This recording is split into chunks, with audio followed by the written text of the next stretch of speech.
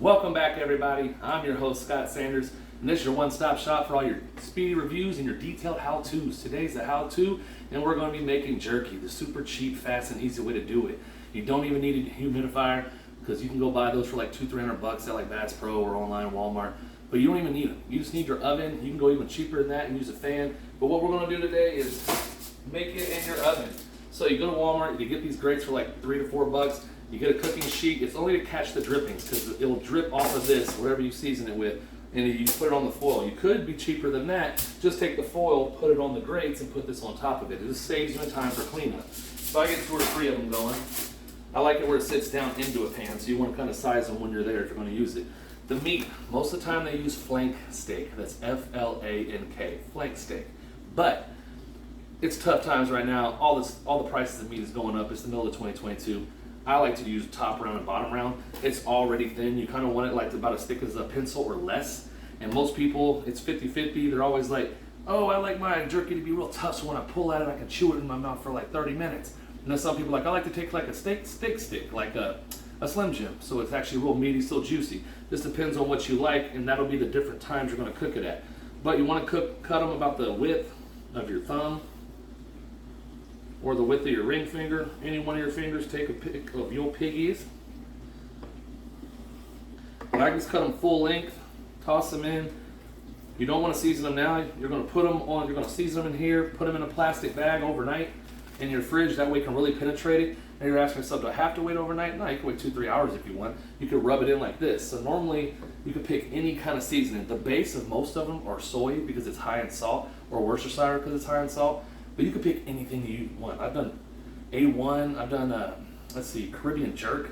I've done all kind of barbecue sauces. Heinz 57. Today I'm gonna try a salt lick. That's a Texas favorite, extra salty. And this one's cherry jalapeno, because when we go to Buc-ee's, my wife loves their cherry wood one. So we can do that. But I also sometimes will just pour straight cherry juice into this, or jalapeno juice. That one sets it off. But then again, when it comes to seasonings, everybody in Texas does the 4 horsemen. That's gonna be your salt, pepper, that's going to be your onion or garlic powder. But I don't really use onion powder in this, but you need some garlic or something. But the powder's the best. And after you marinate in here, you're going to stir it up. That kind of pounds it into it. You don't have to use this.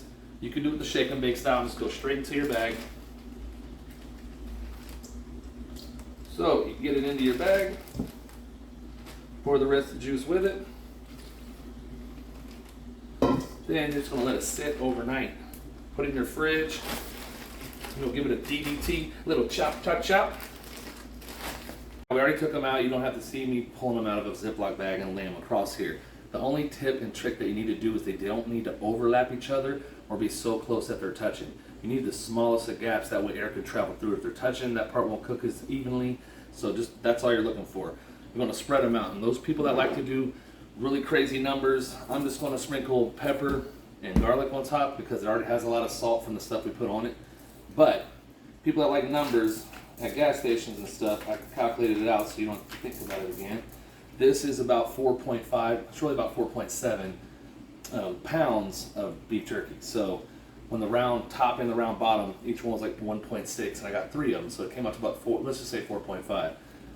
But when you get 8 ounces at a gas station, it's $9. So you can only get about 24 ounces of that for $30, and that's how much it cost me for this. It was about 1.6 pounds was about $7-8 each. So it cost me about $25. But then also you get the marinade, about $3 each, so it came out to about $30. But if you go to Buc-ee's, everybody knows for 1 pound you get $35 for 1 pound. So for this you're getting about 72 ounces instead of 16. So it's about 1 to 4. So what you would spend buying just this already done would be 1 pound, but you're going to get 4 pounds. I like to use cracked pepper because it just lasts through the heat better. Now you don't need to do both sides because you're going to cook this for 3 hours. So I'm going to put it into the oven for about 3 hours, but an hour and a half in, you're going to flip it. And when you flip it, that's when you're going to go through and season it again. They're still dripping wet from the marinade, so the season sticks really good. But in 3 hours, this stuff's going to come out, and just like cookies coming out of the oven, Homemade jerky coming out of the oven is just a whole new level. You'll thank me in the comments. If you think I deserve it, go ahead and hit the like button and the subscribe button. But if you know somebody loves jerky, please share this to them. It is the gift that keeps giving. Jerky. But this is the trick. So you get your oven and you put it on the lowest setting possible. Most of them go down to 170, 180. Put it on for 3 hours. Now when you do put it on for 3 hours, if you like it still chewy and still kind of juicy, then you pull it out at about 2.5 hours, 2 hours, 15 minutes. You'll be able to tell the difference what you want. But halfway through it, you want to flip it. But if you do 3 hours or 3.5 hours, it'll get real tough. So if you're the person that really likes to crunch it a whole bunch and chew on it for a while, you want to go to the 3 hour or a little bit past. Here's the secret. Take an oven mitt, put it in the door to where it stays cracked like that. Now is heat going to escape? Yes, but that turns the whole thing into a dehydrator. So dehydrators are small, they're about $300. You have to worry about, you can't make that much. You're making a whole bunch of them all the time. With this, it just lets the heat escape so it constantly dries it out. Even cheaper way to do it, say you don't have an oven, most people do, but you could put a fan here and blow it straight across. Now it won't do it in 3 hours, it'll actually take overnight, maybe even 24 hours, but the fan will dry it off also, and you'll want to flip it about halfway through again. So when you wake up in the morning, if you do it overnight, wake up in the morning, flip them again. And you can still see down in there, just as a precaution, you want to use an oven mitt or maybe a barbecue mitt. You don't want to use something that over 3-4 hours, because say you do it overnight and you forget about it and it just cooks all night and you burn it. You don't want to have something that could catch fire, so no wooden spoons or plastic, something that could melt. But that's how you make jerky. Now we'll catch it on the flip side when I take it out in about, I like it a little chewy, so I pull it out at 2.5 hours. So in about 1 hour and 15 minutes, I'm going to take it out and flip it, and I'll show you what that looks like. Now whichever ones were on the bottom, put them on the top. They do cook differently from top to bottom. So this is when you flip them and you rotate them. Put more seasoning on the back side. As you can see, they're starting to get there. They're crispy on one side. They're going to be soft on the other side. So that's why you flip them. Make sure you're not overlapping them again.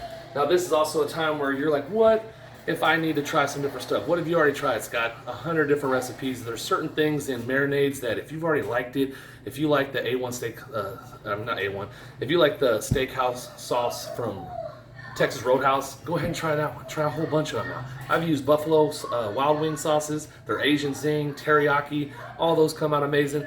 But just do what you think is fun. Have some fun with it. Try a Shiner one, try a Dos Equis, a chamoy one. Man, that'd probably be bomb. A street corn one. Okay, probably can't do street corn. I mean, that's probably impossible. But just have some fun. If you're a wine drinker, do a Merlot one, try Noir, because then you'll be too drunk to taste that jerky. All right, so this is why you put the foil underneath, because the drippings, and you take the foil off. Way easier to clean up. All right, so this is the final product. We do have the salt lick and we do have the cherry jalapeno. Now, when I do the long strips, because it just makes it where it's better.